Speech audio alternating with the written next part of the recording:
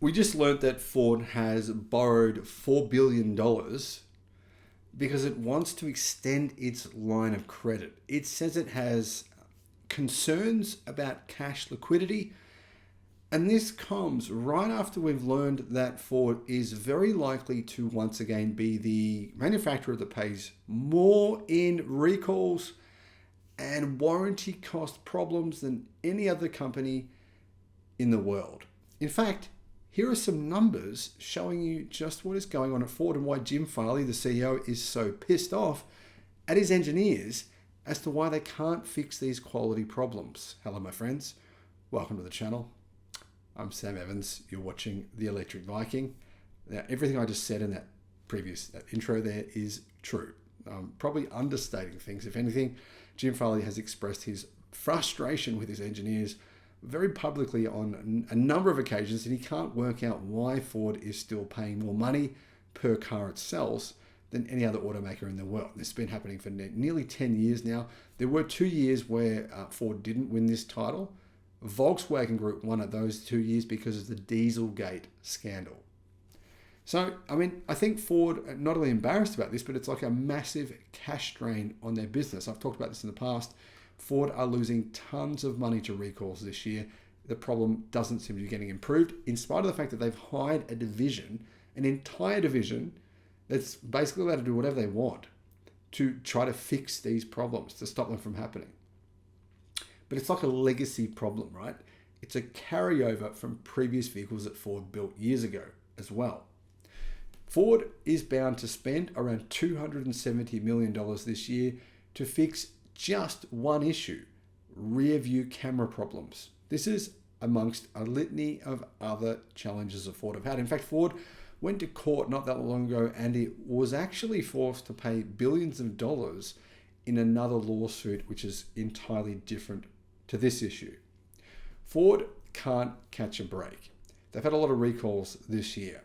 Unfortunately, one of the recalls addresses the faulty rear view camera in Ford cars, and it's going to cost them quite a lot of money.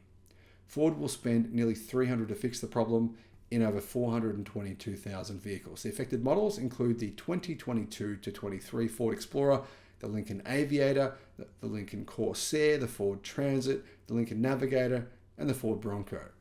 Now, Ford plans to fix this issue by replacing the camera and updating the software and wiring as necessary. So it's not just replacing the camera. It's got to change the software and it's got to change the wiring. It's actually a pretty big job. But the problem is, this recall is just one of many instances that Ford have had to fix this year. According to the National Highway Traffic Safety Administration, Ford has issued 42 recalls this year, affecting more than 4.6 million vehicles. Now, you probably hear often about Tesla having recalls, but fortunately for them, 9 out of 10 of their recalls are actually over-the-air software updates. Don't cost you a lot to do those because they're actual real over-the-air software updates. Now, generally, most other manufacturers, in particular, Volkswagen is very guilty of this, promise over-the-air updates. Then when they have a recall, which they say is an over-the-air update, you've got to take it to your dealer. I don't really call that an over-the-air update, but maybe I'm just misinterpreting. I don't know.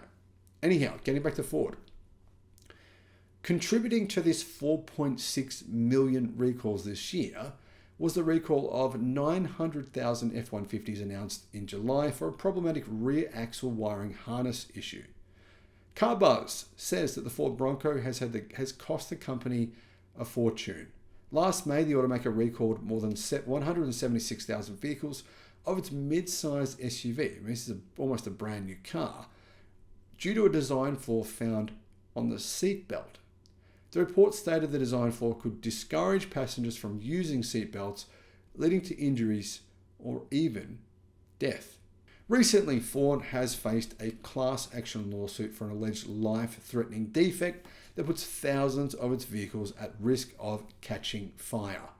Not Ford's EVs, although the media would like you to believe that this is the case. It's actually Ford's hybrid models, the Escape and the Maverick, equipped with the 2.5-litre Duratec Atkinson Cycle 4-cylinder engine. Apparently, these are the models that have had the issues.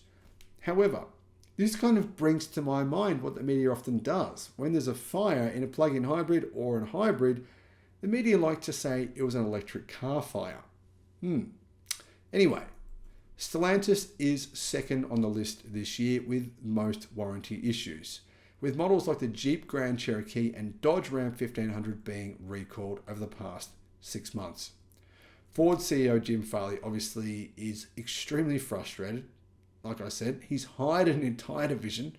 There's probably millions of dollars going into trying to fix these problems, to try to stop them from happening in the first place. But nothing is really working. Ford are hoping that within a few years they can stop the bleeding. And that's what they call it. They, in fact, use that phrase themselves, bleeding. However, it doesn't appear that that's going to happen anytime soon. And when you consider the fact that Ford is losing around $23,000 to $31,000 on every electric car it sells, then you can see how Ford is in a bit of a pickle at the moment. And why maybe they think it's necessary to borrow an additional $4 billion from the US government after they borrowed $9 billion only 6 months ago. Let me know your thoughts in the comments, and thank you for watching. Bye-bye.